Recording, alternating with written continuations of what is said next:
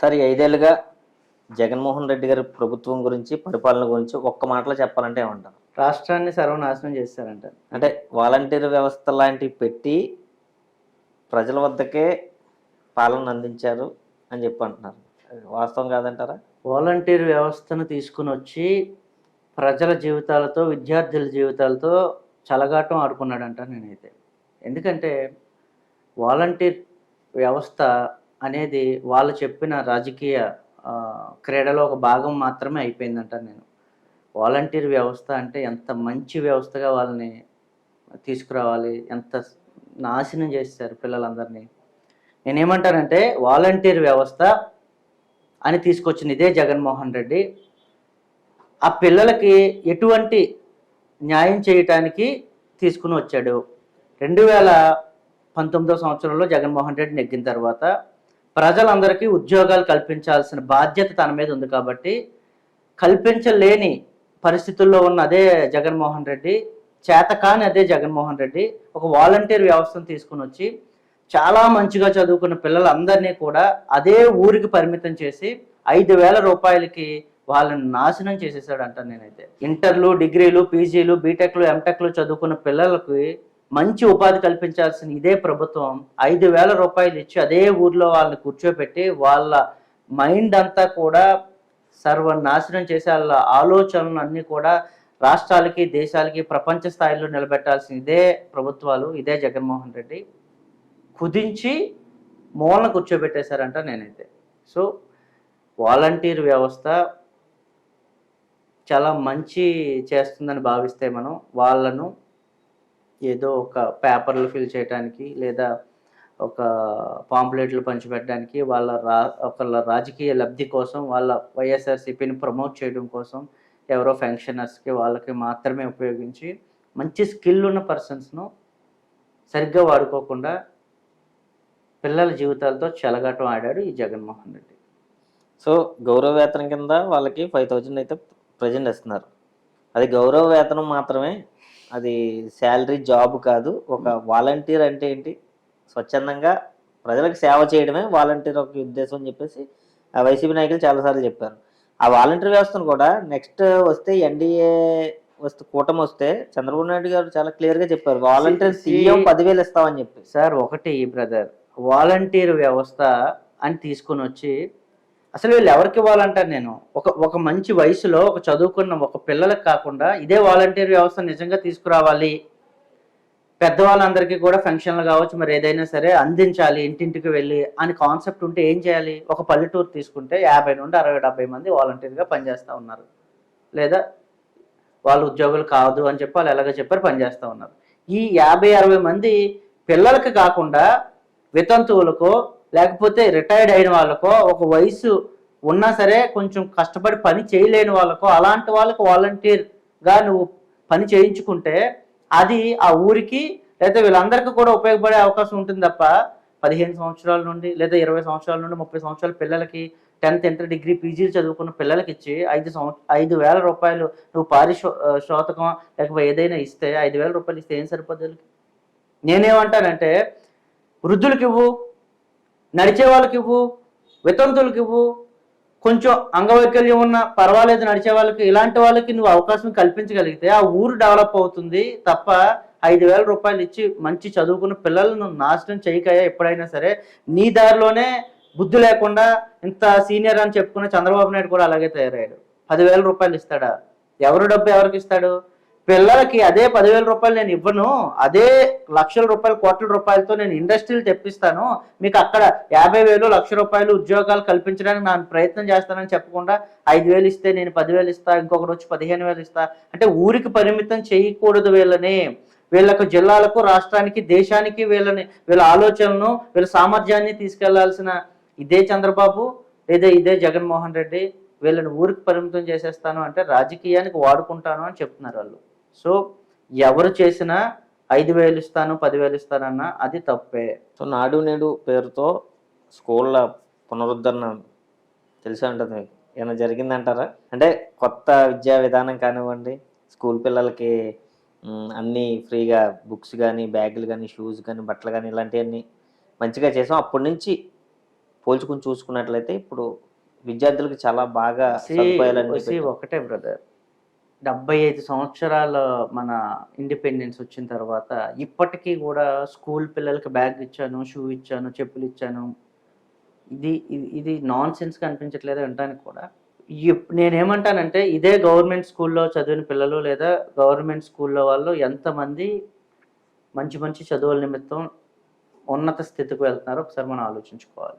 ఈ రేషియోని అయితే చూడాలిగా. గవర్నమెంట్ ఉద్యోగం చేస్తాడు వీడు, లేకపోతే గవర్నమెంట్లో వీళ్ళు ఉంటారు, అదే వాళ్ళ పిల్లల్ని గవర్నమెంట్ స్కూల్లో జాయిన్ చేస్తున్నారా? ఒకసారి మనం ఇవన్నీ కూడా ఆలోచించుకోవాలి. ఈ వ్యవస్థని వీళ్ళందరూ సర్వనాశనం చేసి 4 మోడల్ స్కూల్ తీసుకుని వచ్చాను, 4 మంచి స్కూల్స్కి పెయింట్లు వేయించి నేను చాలా మెయింటైన్ చేస్తాను అని సోషల్ మీడియా ద్వారా, ఈ మీడియా ద్వారా హైప్ క్రియేట్ చేసుకుని ఎక్కడో ఒక బెండపూడి స్కూల్ చూసాం. ఒక ఇంగ్లీష్లో మాత్రమే ఆ పిల్లల్ని కొంచెం మందిని ప్రిపేర్ చేయించి, ఒక స్లాంగ్ బాగా మెయింటైన్ చేయించి, ఈ విధంగా మేము రాష్ట్ర వ్యాప్తంగా మొత్తం అన్ని స్కూల్ని అన్నట్టుగా చెప్తే, ఆ పిల్లలు మనం చూసాం అనేక రకాల వీడియోలు. నేను డైరెక్ట్గా కూడా వెళ్ళడం జరిగింది. ఆ ఇంగ్లీష్లో ఆ 4 ముక్కలు నేర్పించిన తప్ప మిగతాది ఏమీ రాదు ఆ పిల్లలకి. నేను ఏ విధంగా ఎందుకు అంటున్నాను అంటే, ఒక భ్రమలో వాళ్ళకి కావాల్సినట్టుగా 4 పిల్లలతోటి, 4 పెద్దవాళ్ళతో, 4 టీచర్లతోటి 4 స్కూల్కి రంగులు వేయించి విద్యా వ్యవస్థను కూడా నాశనం చేశారు. ఇదే జగన్మోహన్ రెడ్డి వాళ్ళ పిల్లలు ఇండియాలోనే ఇదే రాష్ట్రంలోనే పిల్లలు చదువుకోవచ్చుగా, విదేశాలు వెళ్ళి ఎందుకు చదువుతా ఉన్నారు?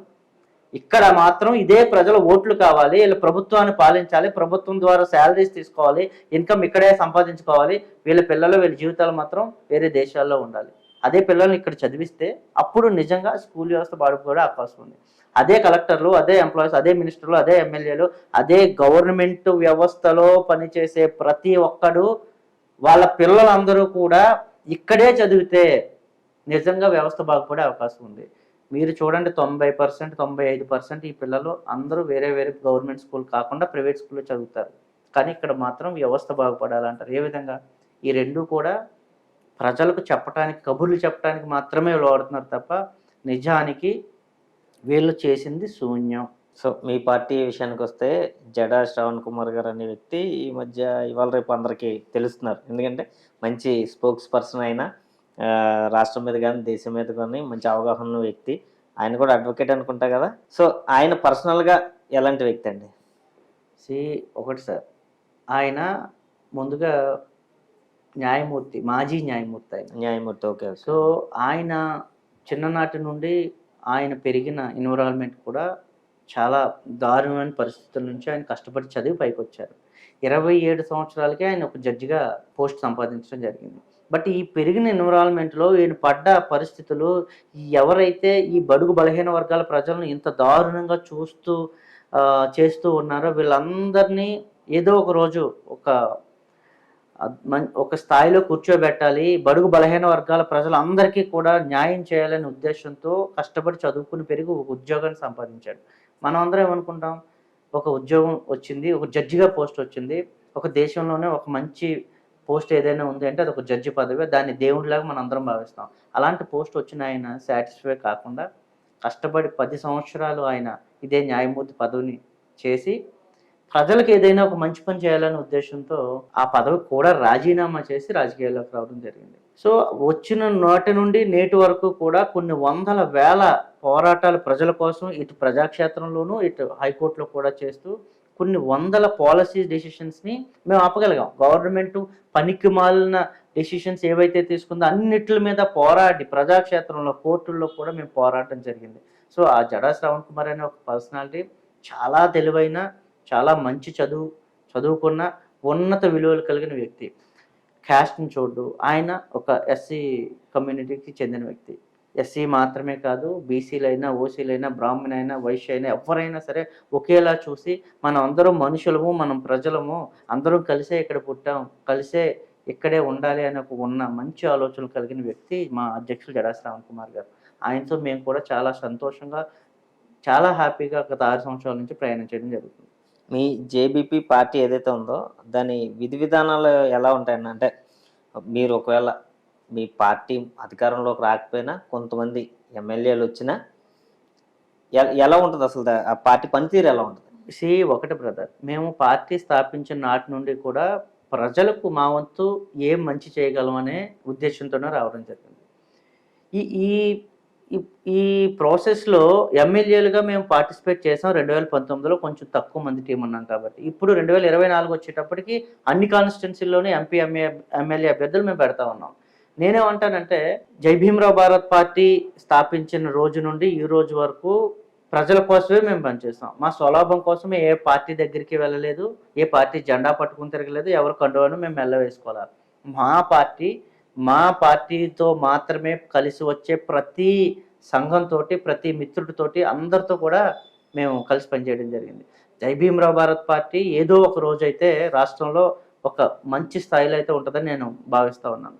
బట్ మాకు ఈరోజు ఏదో ఒక పార్టీతో పొత్తు పెట్టుకోవాలనో లేకపోతే మెర్జ్ అయిపోవాలనో అసలు చాలా ఆఫర్స్ వచ్చాయి. మాకు అనవసరం అనిపించింది. ఎందుకంటే ఆయన ఒక జడ్జి పదవి రాజీనామా చేసి వచ్చింది ప్రజల కష్టాల కోసం. ఇదే ప్రజలను సర్వనాశనం చేస్తున్న ఇలాంటి రాజకీయ పార్టీలతో మేమైతే పొత్తు పెట్టుకోవాల్సిన అవసరం అయితే ఇప్పటికైతే మాకు లేదని నేను భావిస్తూ ఉన్నాను. మాలాంటి ఆలోచనలు నిజంగా ఉండి ప్రజల కోసం పోరాటానికి వచ్చిన ప్రతి ఒక్కరిని కలుపుకునడానికి అయితే మేము ప్రయత్నం చేస్తాం. జై భీమరావు భారత్ పార్టీ జడా శ్రవణ్ కుమార్ గారి అధ్యక్షతన 2024లో చాలా తీవ్రమైన పోటీ ఇవ్వడానికి సిద్ధంగా ఉంది. 24లో ఇచ్చిన ఈ పోటీ, ఈ వచ్చే ఓట్లు, ప్రజలు ఆశీర్వదించే ఇవన్నీ కూడా 29కి మాకు మరింత బలం చేకూరుతాయని, 29 నుంచి 34, 39కి కూడా మేము ఇదే రాజకీయ పార్టీ ద్వారా ప్రజల్లోకి వెళ్ళటానికి సిద్ధంగా ఉన్నాం. ప్రజలు ఆశీర్వదిస్తే 24లో కొంచెం మంది ఎమ్మెల్యేలు కావచ్చు, 29కి మరింత ఎక్కువ కావచ్చు. ఏదో ఒక రోజు అయితే జై భీమరావు భారత్ పార్టీ ఆంధ్రప్రదేశ్లో ఒక మంచి ఉన్నతమైన స్థాయిలో ఉంటుందని నేను నమ్ముతున్నాను. సో మీరు ప్రత్యక్షంగా కానీ పరోక్షంగా కానీ మీరు ఎవరితోని పొత్తు పెట్టుకో అది ఇదని చెప్తున్నారు. ఇంటర్నల్గా ఏ పార్టీకి సపోర్ట్ చేయట్లేదా మీరు?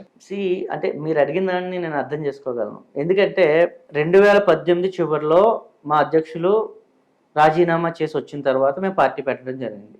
పార్టీ పెట్టిన వెంటనే మేము పోటీ చేయడం, 2019 ఎలక్షన్స్ రావడం, పోటీ చేయడం, వెంటనే జగన్మోహన్ రెడ్డి సీఎం అవడం కూడా జరిగింది. ఈ 5 సంవత్సరాల్లోనూ మీకు అందరికీ కూడా తెలుసు, రాష్ట్రంలో టీడీపీ ప్రతిపక్షం అయినా సరే వాళ్ళకి మించి కొన్ని వేల పోరాటాలు మేము చేసాం. అటు ప్రతిరోజు టీవీల్లో కావచ్చు, ప్రత్యక్షంగా ప్రజాక్షేత్రంలో కావచ్చు, కోర్టులో కావచ్చు. జనాలందరూ ఏమనుకున్నారంటే జగన్ విమర్శిస్తున్నాడు కదా జడా శ్రవణ్ కుమార్ గారు, టీడీపీ మనిషా అని. సో నేనేమంటానంటే ప్రజల ఆలోచన కూడా మారాలి.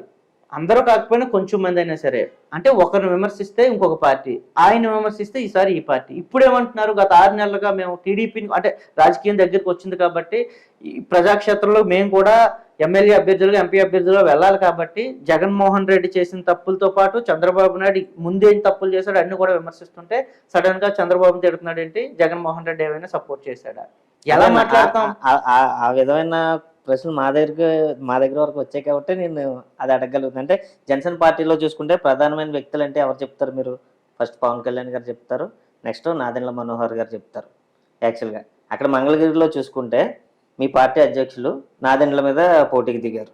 మీరు లాస్ట్ టైం ఇక్కడ కంటెస్ట్ చేసిన మీరు పవన్ కళ్యాణ్ గారు అక్కడ, అంటే ఏదైనా ఉందా ఇంటర్నల్ గా లింక్ అనే విధంగా మిమ్మల్ని క్వశ్చన్ అడగడం జరిగింది. ఒకటి బ్రదర్, మంగళగిరిలో నారా లోకేష్ మీద మా అధ్యక్షుడు జడా శ్రవణ్ కుమార్ గారు పోటీ చేసిన, పవన్ కళ్యాణ్ మీద నేను పోటీ చేసే రైట్ మనకు ఉంది కాబట్టి మేము పోటీ చేస్తున్నాం. అయితే నేనేమంటానంటే మేము ఇద్దరం మాత్రమే రాష్ట్రంలో కాదు, 175 నియోజకవర్గాల్లోనూ మేము పోటీ చేస్తున్నాం. సో వాళ్ళు అనుకోకుండానో మేము పోటీ చేసే నియోజకవర్గాల్లోకి వాళ్ళు రావటం, లేకపోతే వాళ్ళు చేసే చోట మేము వెళ్ళడం కూడా జరిగింది అంతే. సో నేనేమంటానంటే ప్రతి పార్టీకి కూడా 175 నియోజకవర్గాల్లోనూ పోటీ చేసే రైట్ ఉంది. ఆ రైట్ని మేము చాలా హ్యాపీగా మేము వాడుకుంటున్నాం. జనసేన వాడుకోలేకపోయింది. సో జనసేన 20 లేదా 21 సీట్లకు మాత్రమే పరిమితం అయిపోయింది. మేమైతే తప్పనిసరిగా 175లోని ఉండి మా పార్టీని ఎలా బలోపేతం చేసుకోవాలో మాకు మంచి ప్రణాళిక అయితే మాకుంది. మేనిఫెస్టో ఉందన్న మీ పార్టీ? తప్పకుండా ఉంది. ఎలా ఉందన్న మీ మేనిఫెస్టో ఏంటి? మీరందరూ కూడా చాలా పార్టీలను ఇప్పటి వరకు చూసుంటారు. మీరు దయచేసి మీ మీడియా ద్వారా కూడా మేము ఒక మంచి ప్రణాళికతో, మంచి మేనిఫెస్టోతో 2024 ఎన్నికలకు వెళ్తా ఉన్నాం. ఈ మేనిఫెస్టోలో దశ దీవెనలు అని చెప్పి మేము చెప్పడం జరిగింది. మిగతా వాళ్ళలాగా రకరకాల సొల్లు చెప్పి లేదా వారు మేనిఫెస్టోలతో వస్తున్నాం, పవన్ కళ్యాణ్ ఇంకో పద్ధతితో వస్తున్నాడు, వీళ్ళందరూ కలిపి ఉమ్మడి మేనిఫెస్టోలు, ఇవన్నీ బోటకమైన ఎన్నోసార్లు వీళ్ళ మేనిఫెస్టోలు చూసి ఎవరో పట్టించుకోలేదు. వాళ్ళు కూడా దానిలో సరిగ్గా చేయడం లేదు. మేమైతే కుల మతాలకు అతీతంగా దశ దీవెనలు అని ఒక మంచి మేనిఫెస్టోతో వస్తున్నాం. ఈ మేనిఫెస్టో మేనిఫెస్టో ఇది. రాజ్యాంగమే మేనిఫెస్టోగా ఉండాలి అని చదువుకున్న వ్యక్తులుగా, ఒక అడ్వకేట్స్గా, బడుగు బలహీన వర్గాలకు చెందిన వ్యక్తులుగా మేము పడ్డ కష్టాలన్నీ కూడా ప్రజలు పడకూడదు అని, దానిలో ఏమైతే నిజంగా ప్రజలు కోల్పోయారో అవన్నీ కూడా మా మేనిఫెస్టోలో మేము వివరించడం జరిగింది. ఈ దశ దీవెనలో మేనిఫెస్టోతో మేము ప్రజల దగ్గరకు వస్తున్నాం. ప్రజలు అవన్నీ కూడా చూసుకుని, అందులో ఒక ఎస్సీ సంబంధించిన వ్యక్తికి ఒక మేనిఫెస్టోకి మంచి పేరు పెట్టాం, ఒక ప్రోగ్రామ్కి ఒక ఓసీ సోదరుడు పేరు పెట్టాం, ఒక అబ్దుల్ కలాం గారి పేరు పెట్టాం, ఒక డొక్కా సీతమ్మ పేరు పెట్టాం. ఇలా ఎవరు సెల్ఫ్ వైఎస్ఆర్, చంద్రన్న కానుకలు, ఇలా దరిద్రమైన పేర్లు మేము పెట్టకుండా నిజంగా రాష్ట్రానికి దేశానికి ఎవరైతే వెనుముక్క నిలబడ్డారో అలాంటి రైతుల పేర్లు, అలాంటి మంచి వ్యక్తుల పేర్లు మా మేనిఫెస్టో పేర్లుగా మేము పెట్టుకుని ప్రజల్లోకి వెళ్తున్నాం. ప్రజలు నిజంగా అర్థం చేసుకుని ఆశీర్వదిస్తే మరింత ఎక్కువ కష్టపడడానికి కూడా ప్రయత్నం చేస్తాం.